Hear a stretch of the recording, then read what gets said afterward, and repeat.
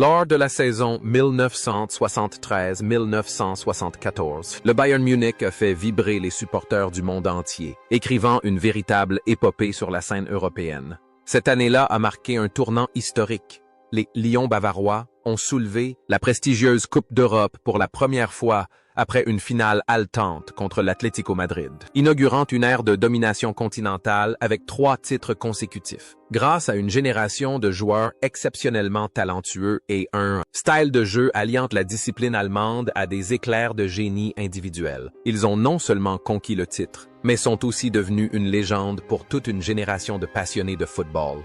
Mais derrière ces moments de gloire sur le terrain se cachaient des joueurs au destin bien particulier. Plus d'un demi-siècle s'est écoulé et le temps a laissé des traces différentes sur leur vie. Certains ont continué à gravir les échelons du coaching, d'autres ont choisi une retraite paisible et d'autres encore ont dû mettre un terme à leur carrière avec une immense tristesse. Revenons sur les hauts et les bas de ces joueurs qui ont incarné l'âme de la génération dorée du Bayern Munich.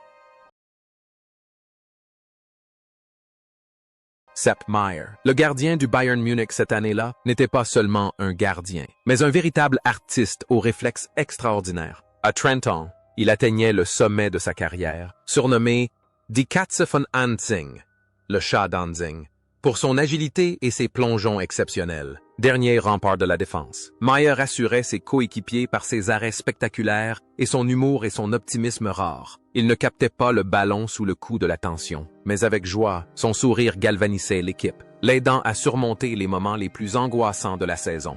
Après sa glorieuse saison 1974, la carrière de Sepp Maier connut un nouvel essor avec la victoire de l'Allemagne de l'Ouest en Coupe du Monde. Cependant, le destin s'acharna sur ce gardien de but légendaire. En 1979, un grave accident de voiture le contraignit à une retraite prématurée, mettant fin à sa carrière alors qu'il était encore prêt à capter le ballon. Mais Maier ne se laissa pas abattre. Il se reconvertit en entraîneur et devint un mentor précieux pour les générations suivantes de gardiens de but, dont Oliver Kahn. La vie personnelle de Sepp Maier était aussi haute en couleur que son style de jeu. En dehors des terrains, c'était un homme joyeux, passionné de tennis et de magie. Il n'a jamais laissé la gloire passer l'accabler, vivant toujours avec légèreté et humour. Le contraste entre ce gardien de but atypique sur le terrain et cet homme, optimiste en dehors, témoigne de sa résilience. Même face aux épreuves de la vie, comme cet accident survenu il y a des années, il sait garder le sourire et les surmonter. Aujourd'hui, à 80 ans, Sepp Maier est toujours en pleine forme et serein, une icône vivante, un témoin historique qui continue de suivre le Bayern Munich de près.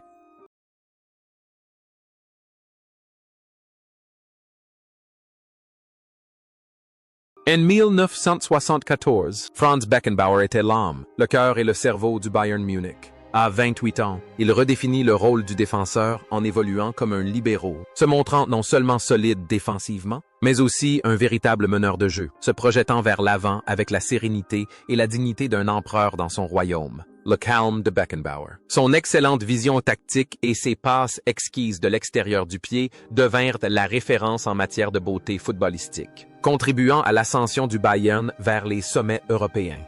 Après cette saison historique, la carrière de Beckenbauer s'est poursuivie par une série de succès retentissants. Il a joué aux États-Unis pour le New York Cosmos, aux côtés du roi du football, Pelé, puis est retourné en Allemagne et a remporté de nouveaux titres avec Hambourg. Mais son héritage ne s'est pas arrêté là. Beckenbauer est devenu entraîneur, menant l'Allemagne de l'Ouest à la victoire lors de la Coupe du Monde 1990, puis président du Bayern Munich, transformant le club en une puissance financière et sportive mondiale. Il était l'homme le plus puissant du football allemand, celui qui a ramené la Coupe du Monde 2006 à la maison, symbole de réussite absolue.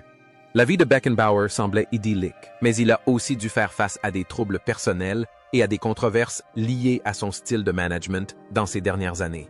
Néanmoins, aux yeux de ses fans, il demeure une icône immortelle, un homme charmant et élégant qui a consacré sa vie entière au football. Le glamour des terrains semblait imprégner son existence, faisant de lui une figure publique, un homme qui ne connaissait jamais le repos.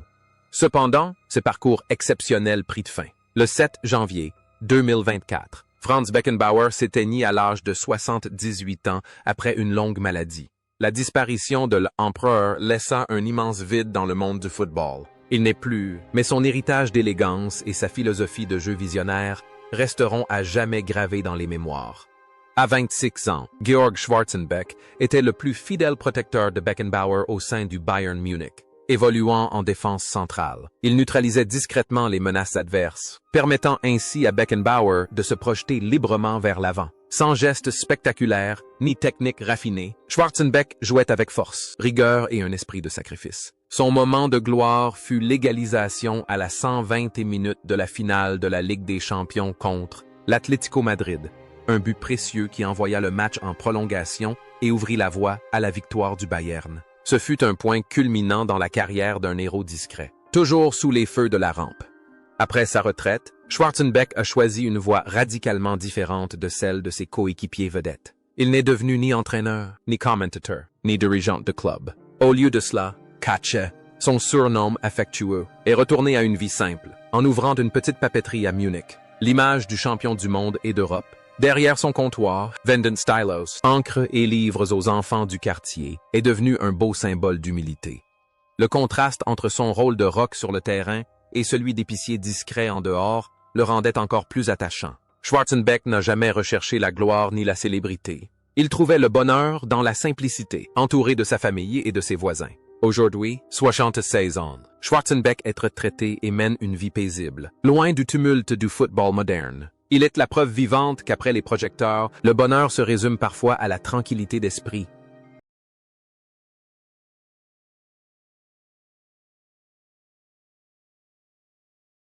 Johnny Hansen était une présence danoise remarquable au sein de cette équipe allemande constellée de stars. À 30 ans, évoluant au poste d'arrière droit, Hansen apportait solidité, discipline et une intelligence tactique typiquement nordique. Il n'était pas un latéral offensif flamboyant, mais son calme et son placement intelligent étaient des atouts indispensables qui ont permis à la défense du Bayern de résister aux assauts incessants de ses adversaires. Hansen a ouvert la voie à la vague de joueurs danois qui ont brillé en Bundesliga par la suite. Après son départ du Bayern Munich en 1976, Johnny Hansen retourna dans son Danemark natal et continua à jouer pour le Vejle BK pendant quelques années avant de prendre sa retraite. Au lieu de poursuivre une carrière de footballeur professionnel, il s'engagea dans l'administration locale. Sa vie se déroula paisiblement, sans scandale ni tapage médiatique, à l'image de son style de jeu, efficace et discret. La transition d'une star du football européen à un fonctionnaire consciencieux constitue un tournant intéressant. Elle témoigne du pragmatisme de Hansen et de sa capacité à concilier passion et vie quotidienne. Il a toujours entretenu d'excellentes relations avec le Bayern Munich et assiste régulièrement aux événements organisés par le club. Aujourd'hui, à 80 ans, Johnny Hansen coule une retraite paisible au Danemark, fier de sa brillante carrière au cours de laquelle il a contribué à façonner l'histoire du club bavarois.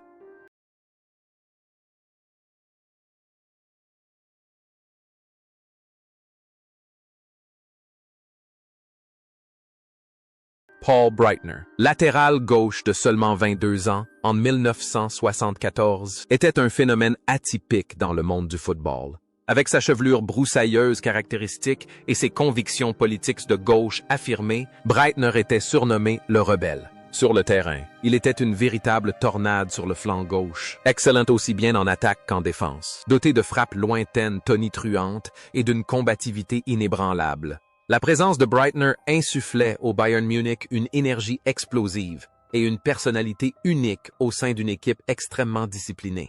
La carrière de Breitner après 1974 fut mouvementée. Il rejoignit le Real Madrid, où il devint l'un des joueurs allemands les plus titrés en Espagne, avant de retourner au Bayern Munich pour évoluer au poste de milieu de terrain et mener l'équipe dans une nouvelle phase de son développement. Breitner était un joueur intelligent, vif et tenace. Il n'hésitait pas à s'en prendre aux médias, voire à ses coéquipiers et entraîneurs s'il le jugeait nécessaire.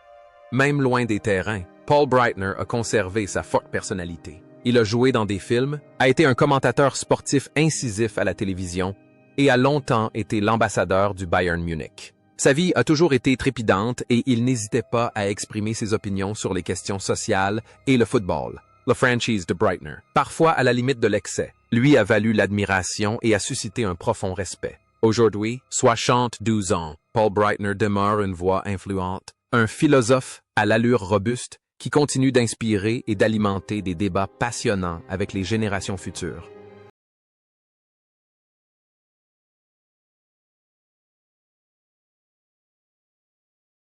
À 28 ans, Franz Roth était l'homme sur lequel le Bayern s'appuyait toujours lors des grands matchs, évoluant au milieu de terrain. Il était surnommé le Taureau, pour son physique imposant et son style de jeu agressif. Mais ce qui rendait Roth si particulier, c'était son don pour marquer en finale. Héros des moments décisifs, il surgissait toujours au bon moment avec des frappes lointaines irrésistibles, d'une puissance phénoménale. En 1974, Roth demeura un pilier du milieu de terrain, exerçant un pressing constant et désorganisant le milieu adverse, contribuant ainsi à la victoire du Bayern.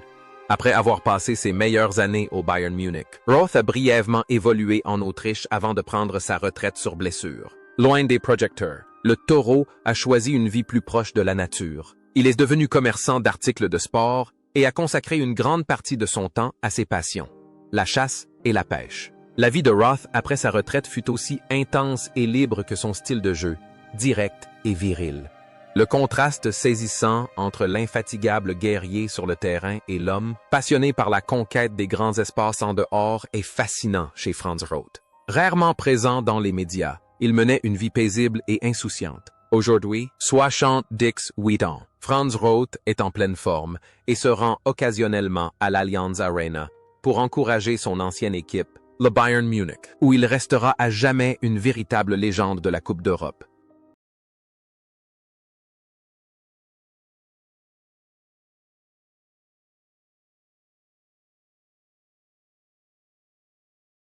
Jupp Kapellmann a rejoint le Bayern Munich en tant que recrue la plus chère de l'histoire de la Bundesliga à l'époque. À 24 ans, le milieu de terrain a apporté dynamisme et technique au jeu bavarois. Malgré la pression liée à son transfert record, Kapellmann a su justifier son prix, contribuant au succès collectif de l'équipe grâce à son intelligence et sa polyvalence. Ce qui est le plus remarquable chez Kapellmann, ce ne sont pourtant pas ses titres, mais le chemin qu'il a emprunté en parallèle du football. Même lorsqu'il jouait encore au plus haut niveau, il poursuivait assidûment des études de médecine. Il est rare de voir un joueur vedette plongé dans ses livres après l'entraînement. Après sa retraite, Kapellmann a définitivement quitté le monde du football professionnel pour revêtir la blouse blanche. Il est devenu un chirurgien orthopédiste respecté à Rosenheim. La reconversion du footballeur le plus cher d'Allemagne en médecin dévoué est une histoire inspirante d'intelligence et de persévérance. Kapellmann a prouvé que les footballeurs sont bien plus que de simples joueurs. Pendant des décennies, il a mené une vie d'intellectuel, se consacrant à la médecine et aux soins des patients. Loin des projecteurs de sa gloire passée. Aujourd'hui, à 74 ans, après de nombreuses années d'exercice éthique, il a pris sa retraite et profite d'une vie épanouie auprès de sa famille, laissant derrière lui un exemple remarquable d'apprentissage continu. Conny Torstensson a rejoint le Bayern Munich au milieu de la saison 1973-1974 et s'est rapidement imposé comme un joueur stratégique clé. À 24 ans, l'ailier droit suédois a impressionné par sa vitesse, son jeu direct et son remarquable sens du but, notamment en Coupe d'Europe. Considéré comme le porte-bonheur du Bayern en Europe, il a marqué régulièrement lors des matchs décisifs et a largement contribué à leur triomphe cette année-là. Le style de jeu moderne de Torstensson a insufflé un vent de fraîcheur à l'attaque du club bavarois. Après 4 années de succès retentissant en Allemagne, couronné par 3 Ligues des champions consécutives, Torstensson est retourné en Suède pour jouer à Åtvidabergs FF avant de prendre sa retraite. Au lieu de poursuivre une carrière d'entraîneur de haut niveau, il a choisi une vie au contact de la nature et d'autres passions simples. Torstensson s'est consacré au commerce, à la gestion forestière et surtout à sa passion pour les courses de trot. La vie de Torstensson dans sa Suède natale était paisible, un contraste saisissant avec les nuits enflammées des grands stades européens. Il trouvait du réconfort dans la tranquillité des forêts et l'excitation des courses hippiques.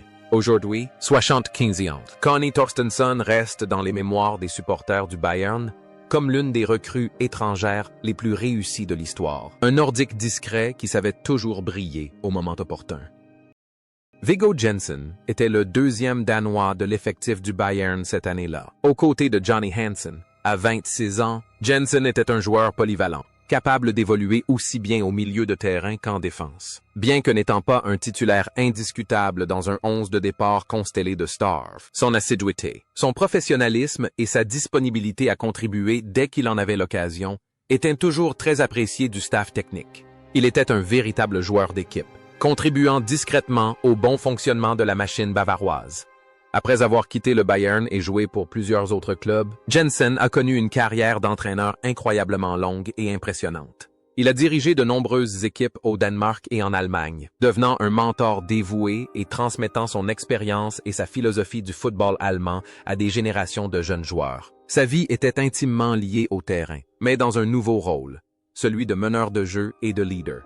Loin des paillettes et du glamour du sport, la carrière de Viggo Jensen témoigne de sa persévérance et de son amour inconditionnel pour le football. Il incarne l'esprit des véritables passionnés, ayant consacré sa vie entière à ce sport magnifique sans rechercher la gloire. Aujourd'hui, 76 ans, retraité des terrains, il conserve toute sa vivacité d'esprit et sa passion ardente pour le football, menant une vie simple, à l'image d'un ancien joueur.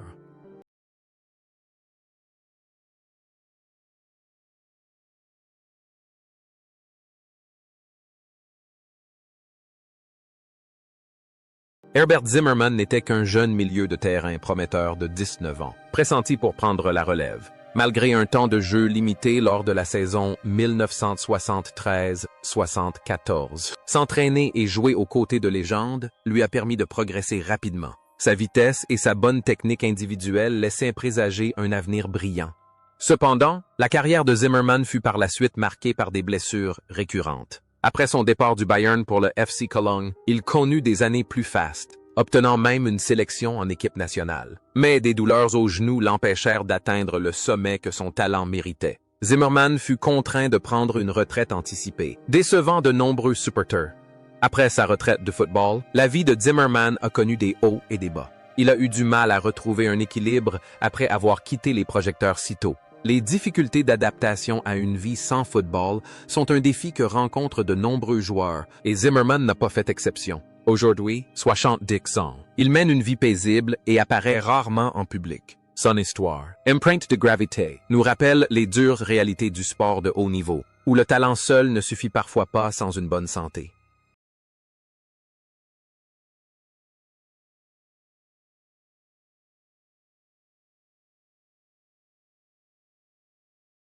Gerd Müller, un nom qui semait la terreur dans toutes les défenses. Lors de la saison 1973-1974, à 28 ans, il inscrivit 30 buts en Bundesliga et contribua de manière décisive à la victoire en Coupe d'Europe. Sans fioriture ni effet de manche, Gerd Müller possédait un instinct de buteur hors pair. Il pouvait marquer de n'importe quelle position, avec n'importe quelle partie de son corps, même dans les espaces les plus réduits. On le surnommait Der Bomber, le bombardier, en raison de son efficacité redoutable à faire trembler les filets adverses. Après sa retraite de football, la vie de la légende a sombré dans une période tragique. Le vide laissé par la retraite l'a conduit à l'alcoolisme. Gerd Müller était perdu, sombrant dans l'ivresse et la solitude. Heureusement, ses anciens coéquipiers du Bayern, notamment Uli Hoeneß, ne l'ont pas abandonné. Ils l'ont aidé à vaincre sa dépendance, lui ont offert un poste d'entraîneur des jeunes et l'ont aidé à retrouver un sens à sa vie. Gerd Müller a ainsi pu renaître et devenir un mentor pour les générations suivantes de joueurs tels que Thomas Müller et Bastian Schweinsteiger. Mais le destin lui joua un tour cruel. Dans ses dernières années, il dut affronter la terrible maladie d'Alzheimer. Peu à peu, il oublia ses souvenirs, ses objectifs et même ses proches. Cet attaquant redoutable, qui avait jadis marqué l'histoire, ne se reconnaissait plus lui-même. Cette image brisa le cœur de millions de personnes. Ainsi s'est achevé le parcours de cette légende. Le 15 août 2021, Gerd Müller s'est éteint à l'âge de 75 ans. Sa disparition est une perte immense et irremplaçable. Mais son héritage, ses records de buts et l'histoire de ses hauts et de ses bas, nourris par l'amitié et la camaraderie, resteront à jamais l'une des plus belles épopées du football mondial. En 1974, Uli Hoeneß était un véritable ouragan sur l'aile droite. À 22 ans, il possédait une vitesse incroyable, digne d'un athlète de piste jouant au football. Avec Gerd Müller, il formait un duo d'attaque redoutable. Il inscrivit 2 buts, lors du match rejoué de la finale contre l'Atlético Madrid, contribuant largement à leur victoire historique en championnat. La passion, l'intelligence et la soif de victoire de Hoeneß transparaissaient dans chacun de ses pas. Cependant, la carrière de joueur de Hoeneß s'est tragiquement terminée à l'âge de 27 ans en raison de blessures chroniques au genou. Mais quand une porte se ferme, une autre s'ouvre et il est devenu PDG du Bayern Munich à seulement 27 ans. Grâce à son sens aigu des affaires, Hoeneß a transformé le Bayern, alors criblé de dettes, en l'un des empires les plus puissants du monde. Il est à l'origine de la prospérité dont jouit aujourd'hui le Bayern. La vie d'Uli Hoeneß fut un véritable film d'action, avec ses hauts et ses bas. Des sommets de la gloire aux abysses de l'emprisonnement, suite à un scandale de fraude fiscale, puis un retour triomphal auprès des supporters pour redonner vie à l'équipe. Homme puissant, controversé, mais aussi d'une grande compassion. Il a toujours tendu la main à ses anciens coéquipiers en difficulté, comme Gerd Müller, aujourd'hui 72 ans. Même s'il occupe désormais le poste de président d'honneur, l'influence d'Uli Hoeneß plane encore sur l'Allianz Arena. Il incarne une volonté inébranlable, un homme qui ne baisse jamais les bras face à l'adversité.